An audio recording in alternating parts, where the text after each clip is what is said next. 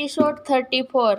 Anshika and अक्षित। अगली सुबह जब आराध्या नींद से उठी तो उसने देखा 11 बज चुके हैं। टाइम देखते हुए आराध्या ने आह भरी। वह फिर से देर तक सोई थी। वह बेड से नीचे उतरने ही वाली थी कि उसने देखा रुद्राक्ष के हाथों में ट्रे है और वह रूम के अंदर आ रहा है। आराध्या की तरफ देखकर मुस्कुराया और रुद्राक्ष ने कहा, गुड मॉर्निंग। फिर वह ट्रे को बिस्तर पर रखते हुए बोला, जाओ फ्रेश हो जाओ और फिर ब्रेकफास्ट कर लो। लेकिन मैं सबके साथ ब्रेकफास्ट करना चाहती हूँ, आराध्या ने कहा। रुद्राक्ष ने मुस्कुराते हुए कहा, तुम्हारा मतलब है कि तुम सबके साथ लंच करना चाहती हो। आराध्या ने अपना सिर नीचे कर लिया और बोली, सॉरी, मैं फिर से सो गई। रुद्राक्ष ने हंसते हुए कहा, क्या तुम ज्यादा देर सोने के लिए मुझसे सॉरी बोल रही हो या फिर मेरी शर्ट के ऊपर लार टपकाने के लिए? मैं ऐसा नहीं करती, आराध्या ने अपनी आंखों को बड़ा करते हुए बोली। क्या मैं तुम्हें अपना कल रात का शर्ट दिखाऊं? रुद्राक्ष ने मुस्कुराते हुए कहा। फिर थोड़ी देर रुककर उसने कहा, मुझे कोई फर्क नहीं पड़ता, तुम मेरे साथ कुछ भी करो। आराध्या बेड से नीचे उतर गई और बोली, क्या आप मुझे कल से जल्दी उठा देंगे?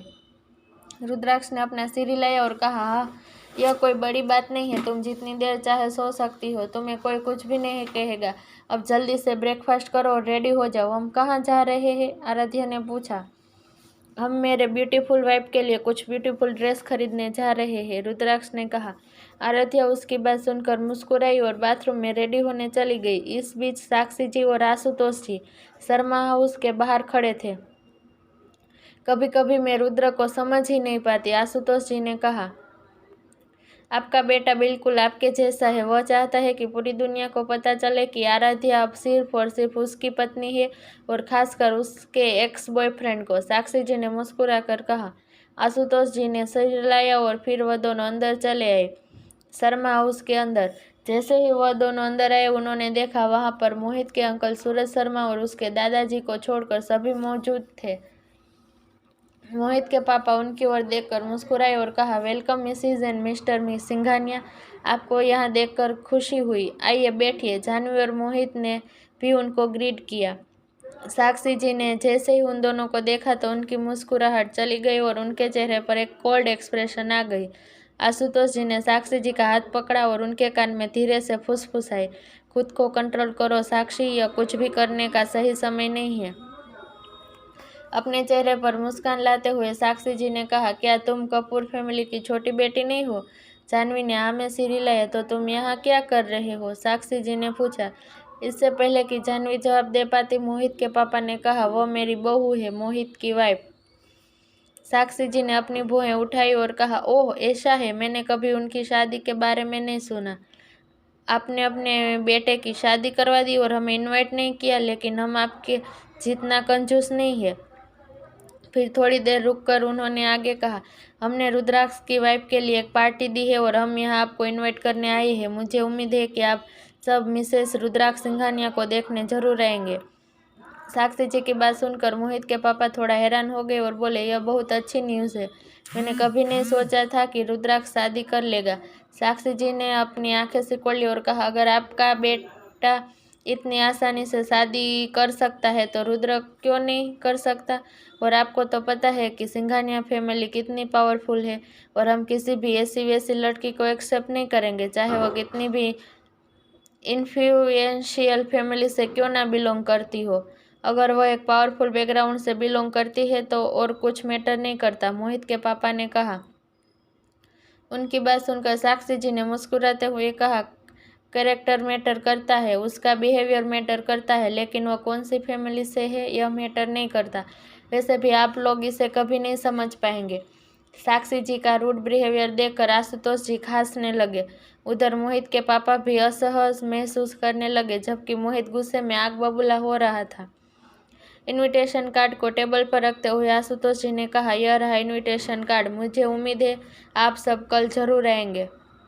मोहित के पापा ने अपना गला साफ किया और कहा, हाँ हाँ, हम जरूर आएंगे और रुद्राक्ष और उसकी वाइफ को अपना आशीर्वाद देंगे। और मिस्टर सिंघानिया, मैं आपसे प्रोजेक्ट के बारे में बात करना चाहता था। मैं आशुतोष जी ने उन्हें रोका और कहा, मैं अब सिंघानिया इंडस्ट्रीज का सीईओ नहीं हूँ, मेरा बेटा अब सीईओ है, इसलिए यह सब वही डिसाइड करेगा। और क्योंकि आपका बेटा शर्मा इंडस्ट्रीज का सीईओ है तो आप दोनों को ही यह मैटर संभालने दीजिए। यह कहने के बाद वह दोनों सुबह दोनों उन सब की बिना बातें सुने उठकर चले गए। उनके जाने के बाद मोहित के पापा ने वो इनविटेशन कार्ड पटक दिया और कहा, वह खुद को क्या सोचते हैं, खासकर वह साक्षी सिंघानिया। जानवी वहां पर बस चुपचाप खड़ी थी। फिर उसने कुछ सोचा और मुस्कुराकर जल्दी से अपना फोन निकाल कर एक मैसेज टाइप किया। शाम 4 बजे, हार्ट बीट कैफे। जब आराध्या वॉशरूम के अंदर थी तो उसका फोन में एक नोटिफिकेशन आई। आराध्या का फोन देखते हुए रुद्राक्ष ने कहा, आराध्या, तुम्हें किसी ने मैसेज भेजा है। क्या है, आप मुझे बताइए, आराध्या ने अंदर से कहा। सेंडर का नाम देखकर रुद्राक्ष पहले हैरान हो गया। फिर वो फोन वापस टेबल पर रखते हुए उसने कहा, यह तुम्हारी बहन ने भेजा है। वह शाम 4 बजे हार्ट बीट कैफे में तुमसे मिलना चाहती है। आराध्या ने सुना लेकिन कुछ कहा नहीं। कुछ देर बाद वो वॉशरूम से बाहर आई और बेड पर बैठ गई। आराध्या की तरफ जूस का ग्लास बढ़ाते हुए रुद्राक्ष ने कहा, तुम्हारे खाने के बाद हम निकलेंगे और शॉपिंग के बाद मैं तुम्हें कैफे के बाहर छोड़ दूंगा। उसकी बात सुनकर आराध्या ने अपना सिर हिलाया। ब्रेकफास्ट करने के बाद आराध्या और रुद्राक्ष नीचे आए। जब आराध्या ने देखा कि घर में कोई नहीं है तो उसने पूछा, सब कहाँ गए? सब पार्टी के लिए बिजी है, रुद्राक्ष ने कहा। आराध्या ने आह भरी और कहा, हर कोई कुछ ना कुछ कर रहा है और मुझे देखो, मैं अभी सो रही हूँ। रुद्राक्ष ने हंसते हुए कहा, पहली बात तो तुम दुल्हन हो और यह पार्टी तुम्हारे लिए है और कल तुम्हें सबसे खूबसूरत दिखना है और इसके लिए तुम्हें आराम करना जरूरी है। उसकी बात सुनकर आराध्या मुस्कुराई और फिर दोनों कार में बैठ गए। खिड़की से बाहर देखते हुए आराध्या को महसूस हुआ वो शॉपिंग मॉल नहीं जा रहे थे। रुद्राक्ष की ओर मुड़ते हुए उसने पूछा, क्या हम शॉपिंग मॉल नहीं जा रहे हैं? रुद्राक्ष ने मुस्कुराते हुए कहा, मैं तुम्हें कहीं और ले जा रहा हूँ। आराध्या पूछना चाहती थी कि वह कहाँ जा रहे हैं, लेकिन उसने खुद को कंट्रोल किया। कुछ देर बाद कार एक बड़े गेट के सामने रुकी। आराध्या की ओर अपना हाथ बढ़ाकर रुद्राक्ष ने कहा, चलो चले। रुद्राक्ष का हाथ पकड़कर आराध्या कार से नीचे उतरी। शॉप का लोगो देखकर उसकी आंखें फटी की फटी रह गई। यह फेमस ब्रांड हिम एंड हर था। यह एक सुपर ब्रांडेड शॉप थी जहाँ की चीज़ें में बहुत एक्सपेंसिव होती थी। इस शॉप की एक नॉर्मल स्क्रैप भी कीमत 1 लाख से ऊपर थी। हालांकि वह एक अमीर परिवार से थी, लेकिन फिर भी उसने कभी इस शॉप की ड्रेस नहीं पहनी थी। आराध्या को कभी भी ब्रांडेड कपड़ों पर अपना पैसा बर्बाद करना पसंद नहीं था और इसके अलावा हिम एंड हर अपने कपल आउटफिट्स और वेडिंग ड्रेस के लिए फेमस था। हिम एंड हर की कई सारी शॉपिंग मॉल मुंबई में मौजूद थी, लेकिन रुद्राक्ष उसे मेन स्टोर पर लाया था। जैसे ही वह दोनों शॉप के अंदर आई, एक लड़की जो लगभग आराध्या की उम्र की ही थी, वह दौड़ती हुई उनकी ओर आई और रुद्राक्ष को अपने गले लगा लिया। रुद्राक्ष भी उसे देखकर मुस्कुराया और उसे वापस गले लगा लिया। यह सब देखकर आराध्या की आंखें बड़ी हो गई। आराध्या की ओर इशारा करते हुए उस लड़की ने पूछा, क्या हो? रुद्राक्ष ने अपना सिर हिलाया। आराध्या के पास आते हुए वह लड़की एक्साइटमेंट में बोली, आह भाभी, आप सच में बहुत ब्यूटीफुल हो। कोई डाउट नहीं है कि मेरा भाई आप पर लट्टू हो गया था। रुद्राक्ष ने अपना गला साफ किया और कहा, आराध्या, यह अंशिका है, वह मेरी छोटी बहन है और वह हिम एंड हर की ओनर भी है। रुद्राक्ष की बात सुनकर आराध्या ने अपनी आंखें चौड़ी कर ली। अंशिका ने हंसते हुए कहा, आप चौंक गई है ना भाभी? हाँ, मैं इस शॉप की ओनर हूँ, लेकिन आपके हस्बैंड के बिना यह सब पॉसिबल नहीं था। He is my angel. जब से आपस में बात कर रहे थे तभी उन्हें तो एक प्यारी सी आवाज़ सुनाई दी, रुद्र मामा।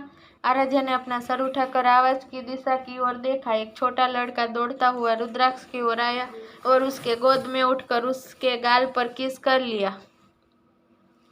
रुद्राक्ष ने मुस्कुराते हुए उसे वापस किस किया और कहा, तो चैम, सब कैसा चल रहा है? और फिर वह उसे गुदगुदी करने लगा। हाँ मामू, प्लीज स्टॉप मामू, छोटा लड़का हंसते हुए बोले। आराध्या ने जब रुद्राक्ष को उस छोटे लड़के के साथ खुशी से खेलते हुए देखा तो उसके होठों पर भी मुस्कान आ गई। अंशिका रुद्राक्ष के पास गई और उस लड़के को अपनी गोद में लेते हुए बोली, भाभी, वो मेरा बेटा अक्षित है। अक्षित ने आराध्या को देखा और कहा, मामी बहुत ब्यूटीफुल है। आराध्या मुस्कुराई और अक्षित के गालों पर किस करते हुए बोली, और अक्षित भी बहुत हैंडसम है। रुद्राक्ष ने उन सभी की तरफ देखा और कहा, चलो अंदर चलते हैं। अंशिका मुस्कुराई और बोली, हाँ भाभी, चलो अंदर चलते हैं, मैं आपको ड्रेसेस दिखाती हूँ, शायद आपको पसंद आए। आराध्या ने सिर हिलाया और फिर वह सब अंदर चले गए। आगे इस स्टोरी में क्या होता है जानने के लिए सुनते रहिए my heart belongs to you on my love story box and like और सब्सक्राइब जरूर कीजिए। तब तक के लिए बाय बाय।